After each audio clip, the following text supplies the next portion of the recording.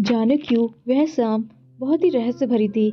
हर तरफ धुंध और गहरी खामोशी छाई हुई थी कि मुझे अपनी सांस की सरसराहट से भी डर लग रहा था। मैं उस दिन घर पर अकेला था। मम्मी पापा किसी के घर गए हुए थे, किसी की मौत हो गई थी। मम्मी पापा वही गए हुए थे। उन लोगों को गए हुए सुबह से शाम हो गई थी, लेकिन अभी तक नहीं आए थे। मैं अपने कमरे में बैठा अपने कंप्यूटर पर गेम खेल रहा था। बाहर निकलने की हिम्मत ही नहीं हो रही थी। पूरा घर वीरान सा लग रहा था।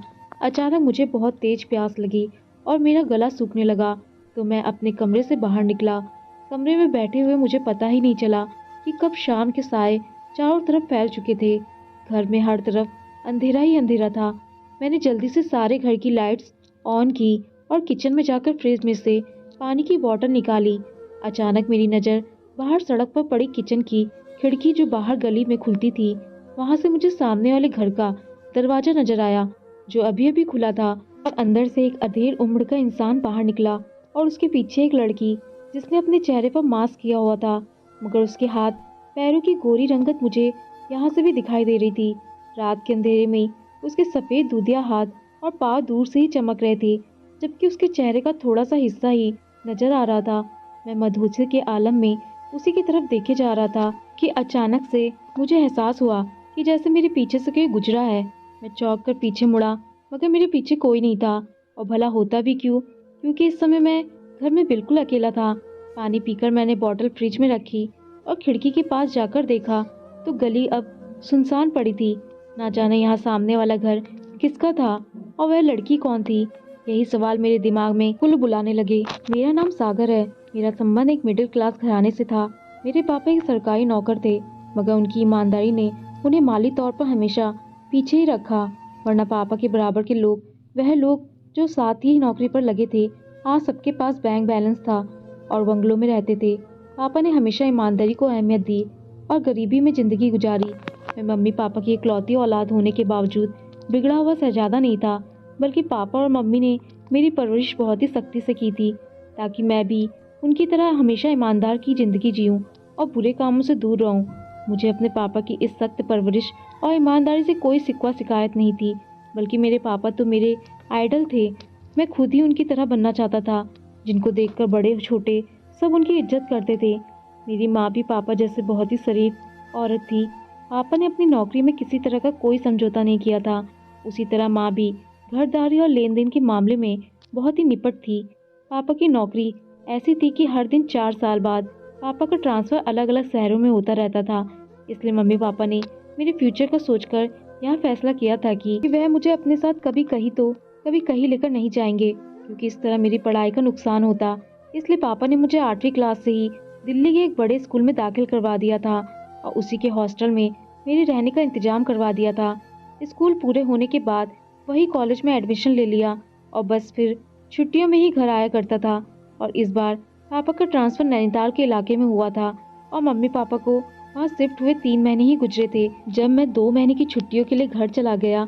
मुझे घर आए चौथा ही दिन था कि पापा के दूर के कजिन की डेथ हो गई, तो मम्मी पापा को वहाँ जाना पड़ा क्योंकि वह दूसरे शहर में थे। इसलिए पूरा दिन गुजर गया था और मम्मी पापा अभी तक लौट कर नहीं आए थे। जब से मैं आया था, पहले 3 दिन तक तो अपनी नींद पूरी कर दिया करता रहा। घर से बाहर निकला ही नहीं था। एक तो दिल्ली से नैनीताल का सफ़र बहुत लंबा था, दूसरा मुझे सामने छत की लाइट जलते देख वहाँ लड़की याद आ गई। आज शाम अपने किचन की खिड़की से उसे देखा था। मैं अपनी छत पर खड़ा गौर से सामने वाली छत पर जायजा लेने लगा कि शायद वह लड़की दोबारा नजर आ जाए, मगर वहाँ तो कोई भी नहीं था। हाँ, छत के बीच में एक मेज और 2 कुर्सियाँ पड़ी हुई थी।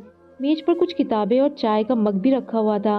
उस छत पर काफ़ी रोशनी थी, इसलिए सब कुछ साफ साफ दिखाई दे रहा था। मैं कुछ देर तक इस छत की तरफ देखता रहा, मगर अभी तक कोई नज़र नहीं आया और फिर मैंने अपना ध्यान वॉक पर लगा दिया। मैंने 4-5 चक्कर पूरी छत के लगाए थे कि तभी अचानक मुझे वह लड़की वहाँ कुर्सी पर बैठी नजर आई।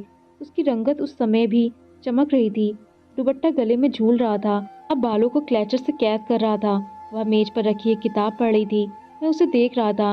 वह बेखबर थी, अपनी किताब में खोई थी। मैं उसे देखते देखते छत की दीवार के पास आ गया और उस समय मेरे दिल में इच्छा पैदा हुई कि काश वह मेरी तरफ देखे। मैं हैरत से दंग रह गया जब उसने अचानक ही उसी समय मेरी तरफ देखा। जब मेरे दिल में यहाँ इच्छा जागी थी कि वह मेरी तरफ देखे। उसकी बड़ी बड़ी खूबसूरत आंखें साफ दिखाई दे रही थी। ऐसा लग रहा था जैसे वह अपनी छत पर मुझसे दूर नहीं बल्कि मेरे बहुत पास बैठी है। उसका चेहरा साफ नजर आ रहा था। उसकी नज़र जैसे ही मुझ पर पड़ी, मेरी नज़रें एकदम झुक गई और मैं घबराकर इधर उधर देखने लगा तो वह खिलखिलाकर हंस पड़ी। उसकी हंसी की झंकार मेरे कानों तक पहुंच गई थी। मुझे लगा जैसे पूरा इलाका ही उसकी हंसी से आवाज से गूंज रहा हो। मैं तो उसकी सूरत पर ही मर मिटा था, मगर उसकी खूबसूरत हंसी ने भी मुझे अपना दीवाना बना लिया। मैं उसे एक टक देखता रहा था तो वह उठी और अपनी किताबें समेटकर चाय का मग उठाकर सीढ़ियों की तरफ चली गई और उसके नीचे जाते ही छत की लाइट बंद हो गई, जिसकी वजह से गहरा अंधेरा छा गया था। मैं ऐसे अंधेरे में रहने का आदी नहीं था, इसलिए एकदम से घबरा गया और जल्दी से सीढ़ियाँ उतरता हुआ नीचे चला गया। मगर एक बहुत अजीब बात थी कि सीढ़ियाँ उतरते हुए मुझे लग रहा था जैसे पीछे से मुझे कोई पुकार रहा है। मैंने इसे अपना वहम समझा और ध्यान नहीं दिया और अपने कमरे में जाकर बिस्तर पर लेट गया। मगर उस खूबसूरत लड़की का चेहरा बार बार अपनी आंखों के सामने दिखाई दे रहा था और उसकी खूबसूरत हंसी मेरे कानों में अब भी गूंज रही थी। मैं उसी को सोचते सोचते सो गया। अगली सुबह जैसे ही आँख खुली मुझे उसी का ख्याल आया। मैंने मुंह का हाथ धोया, नाश्ता किया और उसके बाद घर से बाहर चला गया। दरअसल मैं चाहता था कि वह लड़की घर से बाहर निकले और मेरा और उसका आमना सामना हो जाए। पर काफी देर तक घर के बाहर खड़ा रहने के बावजूद मेरे सामने वाले घर से कोई आता जाता दिखाई नहीं दिया। बहुत देर के इंतजार के बाद मैं घर वापस चला गया और अपनी माँ से बैठकर बातें करने लगा। शाम को जब पापा वापस आए तो उनसे खूब ढेर सारी बातें करता रहा और खाने के बाद वॉक करने के लिए फिर से छत पर चला गया। माँ ने मुझे छत पर जाने से पहले एक बात कही थी कि ध्यान से वॉक करना और जल्दी ही नीचे आ जाना। पर मैं तो कहती हूँ कि जरूरत क्या है ऊपर वॉक करने की, इधर से उधर दो चार चक्कर लगा लो। मुझे उनका यहाँ कहना अजीब लगा था, मगर मैं ज्यादा ध्यान नहीं दिया। मैंने कहा, मम्मी यहाँ नीचे वॉक कैसे हो सकती है? बिना वॉक किए तो मुझे नींद ही नहीं आएगी। मम्मी ने कहा चलो ठीक है, फिर जल्दी ही नीचे आ जाना। और मैं हाँ में से हिलाता हुआ ऊपर चला गया। आज भी सामने वाली छत पर कल जैसा ही दृश्य था। लाइट चल रही थी और मेज पर किताबें और चाय का मग पड़ा हुआ था, मगर वह अब वहाँ नहीं थी। मैं वॉक करने लगा तो कुछ देर बाद वह कुर्सी पर बैठी नजर आई और फिर बिल्कुल कल की तरह हुआ। जब मैं दिल में चाहा कि वह मेरी तरफ देखे तो उसने फौरन मेरी तरफ देखा, मगर मैं आज चौंक कर घबराया नहीं था। वह मेरी तरफ देखकर मुस्कुराई थी और मेरी तरफ दीवार के पास आ गई। मैं एकदम से सीधा खड़ा हो गया। उसने दीवार के पास आकर दोनों बाजू दीवार पर टिका दिए और कहने लगी, सागर जी कैसे हैं आप? उसके मुंह से अपना नाम सुनकर मैं बहुत ज्यादा हैरान हो गया। मैं उससे पूछने ही वाला था कि आपको मेरा नाम कैसे पता चला, मगर मेरे पूछने से पहले ही वह बोल पड़ी कि मुझे आपका नाम आपकी माँ से पता चला है। यह सुनकर मुझे तसल्ली हुई। उसने अपना नाम कोमल बताया और थी भी तो कोमल कोमल थी। उसकी ना सिर्फ शक्ल सूरत अच्छी थी बल्कि उसकी आवाज़ भी बड़ी ही मीठी और प्यारी थी। उसने स्कूल से 10वीं क्लास तक ही पढ़ाई की थी और अब आगे की पढ़ाई के लिए प्राइवेट इम्तिहान की तैयारी कर रही थी, इसलिए वह मुझे कॉलेज आने जाने के लिए घर से निकलती हुई दिखाई नहीं देती थी। उस रात उससे थोड़ी सी बात हुई थी, क्योंकि जब वह मुझसे बातें कर रही थी तो उसे किसी ने आवाज़ दी थी और वह जल्दी से भागकर नीचे चली गई थी। और उसके जाते ही फिर से छत पर खूब अंधेरा छा गया था। यह अंधेरा ना जाने क्यों इतना खौफनाक होता था कि मैं उस अंधेरे से डर जाता था और फटाफट नीचे चला गया। मम्मी पापा जल्दी सोने के आदी थे। मैं जब वॉक करके नीचे जाता तो वह सो चुके होते थे और अगले दिन भी मैं माँ से सामने वालों के बारे में पूछना भूल गया था। अब मुझे फिर से रात का इंतजार था कि कब रात हो और मैं ऊपर जाऊं और कोमल से मिल सकूं। इसमें कोई झूठ नहीं था कि मैं कोमल से दिलो जान से मोहब्बत कर बैठा था। अब उसे देखे बिना मुझे चैन ही नहीं मिलता था। खाने के बाद मैं ऊपर गया तो आज छत पर मेज कुर्सी तो मौजूद थी, मगर किताबें और चाय का मग नहीं था। मगर छत की लाइट चल रही थी। मैं कुछ देर इंतजार करता रहा, फिर वॉक करने लगा। मगर वॉक करते हुए मुझे आधा घंटा गुजर गया, मगर कोमल छत पर नहीं आई थी। मैंने अपनी रिस्ट वॉच पर नजर डाली तो 12 बजने में 2-3 मिनट बाकी थे। मैं मायूस हो गया कि अब तो बहुत रात हो चुकी है, शायद वह सो गई होगी, क्योंकि यहाँ के लोग जल्दी सोने के आदी थे। मैं नीचे जाने लगा, लेकिन जैसे ही पहले सीढ़ी पर कदम रखा तो मुझे किसी ने आवाज़ दी। मैं फौरन पलट पड़ा तो सामने वाली छत पर दीवार पर बाजू रखे कोमल खड़ी मुस्कुरा रही थी। आज उसने सफ़ेद रंग का सूट पहना हुआ था। मैंने उससे पूछा कि उसके पापा क्या काम करते हैं तो उसने मुझे बताया कि मेरे पापा रिक्शा चलाते हैं और मेरी माँ की कुछ समय पहले डेथ हो चुकी है। घर में उसके और उसके पापा के अलावा कोई और नहीं रहता। जब वह 10वीं क्लास में थी तब उसकी माँ बहुत ज़्यादा बीमार हो गई थी, इसलिए कोमल ने कॉलेज में एडमिशन नहीं लिया था और फिर उसकी माँ की डेथ हो गई। फिर उसके बाद कोमल का जी नहीं चाहा कॉलेज जाने को, तो उसने प्राइवेट ही एडमिशन ले लिया और घर पर ही रहकर पढ़ाई करने लगी। वह सारा दिन घर के कामकाज में गुजारती और रात को पढ़ने के लिए छत पर आ जाती। बस यही उसकी ज़िंदगी का रूटीन था। उस रात मैं काफ़ी देर तक कोमल से बातें करता रहा, मगर मैंने नोट किया कि बातों के बीच बीच में बार बार चेहरा नीचे करके कुछ नीचे की तरफ देखती थी। मुझे रहा नहीं गया तो मैंने उससे पूछ लिया। उसने जवाब दिया कि मेरे पैरों में दर्द है, इसलिए मुझे खड़ा नहीं हुआ जा रहा, इसलिए मैं बार बार अपने पैरों की तरफ देख रही हूँ। मैं उसे नीचे जाकर आराम करने के लिए कहा। वह चली गई तो मैं टाइम देखा, रात के 2 बज रहे थे, यानी मैं इतनी देर तक खड़ा कोमल से बातें कर रहा था। मैं हैरान रह गया कि समय का कैसे पता नहीं चला। मैं नीचे कमरे में आकर लेट गया। अब रोज रात को उससे मुलाकात और बातें होने लगी थी।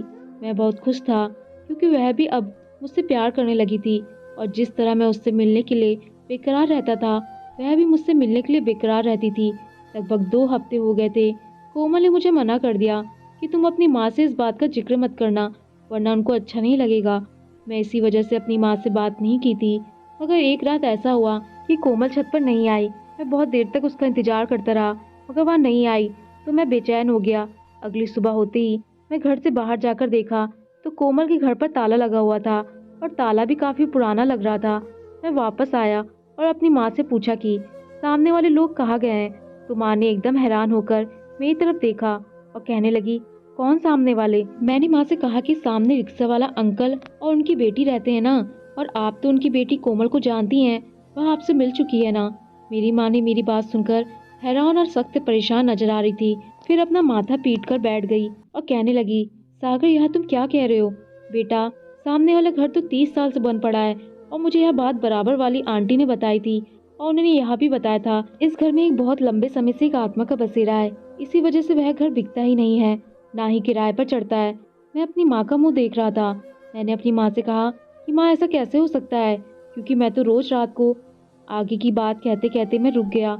मेरी माँ पूछने लगी कि क्या कहना चाहते हो, तो मैंने ना में सिर हिला दिया, कहा कुछ नहीं, और यह कहकर अपने कमरे में चला गया। मुझे विश्वास नहीं आ रहा था कि जो कुछ मेरी माँ ने बताया है क्या वह सच है। इसलिए जब मम्मी पापा रात को सोए तो मैं छत पर चला गया। आज छत पर लाइट नहीं जल रही थी, लेकिन फिर भी बेचैनी से छत पर टहलता रहा। बहुत अंधेरा था, इसलिए मुझे कुछ ठीक से दिखाई नहीं दे रहा था, मगर मुझे महसूस हुआ कि जैसे सामने वाले घर में कोई ना कोई मौजूद है जो अभी अभी छत पर आया है। मैंने आवाज़ भी दी, मगर मुझे कोई जवाब नहीं मिला। बहुत देर तक इंतजार करता रहा कि जो अभी अभी छत पर आया है वह शायद लाइट जलाए, लेकिन उसने लाइट नहीं जलाई। बहुत देर के इंतजार के बाद मैं नीचे उतर आया और अपने कमरे में आ गया। काफ़ी देर तक मैं अपने बिस्तर पर लेटा रहा, लेकिन मुझे चैन ही नहीं आया। तो फिर मैं अपनी टॉर्च लेकर गली में निकल गया। रात के 3 बज रहे थे और मुझे यह देखकर अजीब सी हैरत हुई कि अब घर के दरवाजे पर ताला नहीं था। मैंने हाथ से दरवाज़ा खोला तो दरवाज़ा फौरन अंदर की तरफ खुल गया। मैं धीरे धीरे अंदर की तरफ बढ़ता जा रहा था, क्योंकि आंगन और बरामदे में बिल्कुल अंधेरा था। इस आंगन में काफ़ी ऊंचे ऊंचे पेड़ थे, जिनके पत्ते टूट टूट कर पूरे आंगन में बिखरे हुए थे। यह घर काफ़ी बड़ा था। बरामदे में जब मैं पहुंचा तो बिल्कुल सामने की तरफ एक दरवाजे से रोशनी आ रही थी। मैं दरवाजे के करीब पहुंच गया। थोड़ा सा दरवाजा खुला हुआ था। मैं पूरा खोलकर अंदर दाखिल हुआ तो हैरान रह गया। पूरा कमरा बहुत ही खूबसूरती से सजा हुआ था। कमरे के बीचों बीच एक बड़ा सा मेज था, जिस पर केक पड़ा हुआ था और कुछ गिफ्ट्स रखे हुए थे। पूरे कमरे में धीमी धीमी सी खुशबू आ रही थी और कमरे के अंदर एक और दरवाजा था। मैं कुछ देर तक खड़ा पूरे कमरे का जायजा लेता रहा। फिर मुझे महसूस हुआ कि जैसे कमरे का दरवाजा बंद हुआ है। मैं जल्दी से अंदरूनी कमरे में घुस गया और वहां से बाहर निकलने वाले दरवाजे से बाहर निकलने की कोशिश करने लगा कि तभी कमरे में 2 लोग दाखिल हुए। उनमें से एक को तो मैं किसी भी रूप में पहचान सकता था, क्योंकि वह कोमल ही थी, मगर वह दूसरी औरत कौन थी मैं नहीं जानता था। वह दोनों पत्थर बने खड़े थे और मुझे देख रही थी, जैसे उनकी बहुत बड़ी चोरी पकड़ी गई हो। फिर एकदम से अधेड़ उम्र की औरत को जैसे कुछ होश आया तो वह मुझसे पूछने लगी कि तुम कौन हो और यहाँ क्या कर रहे हो। मैं इससे पहले कि कुछ बोलना, कोमल मुझसे पहले ही बोल पड़ी। वह कहने लगी कि मम्मी, यहाँ सागर जी हैं और हमारे सामने वाले घर में रहते हैं। मैं हैरान हो गया क्योंकि कोमल ने तो बताया था कि उसकी माँ की डेथ हो चुकी है और वह अपने पापा के साथ यहाँ रहती है, मगर वह तो पास वाली औरत को मम्मी कह रही थी। मैं ना समझी की हालत में कोमल की तरफ देख रहा था। कोमल की मम्मी ने थोड़ा सा आगे बढ़कर मेरे सामने हाथ जोड़ दिया और कहने लगी कि बेटा, तुम्हें भगवान की सौगंध, किसी को मत बताना जो कुछ तुमने यहाँ देखा है। मैं हैरत में पड़ गया था, मगर कोमल की माँ जुड़े हुए हाथ देखकर मेरा दिल पसीज गया। मैंने फौरन से कहा कि आप परेशान मत हो, मैं किसी से कुछ नहीं कहूँगा।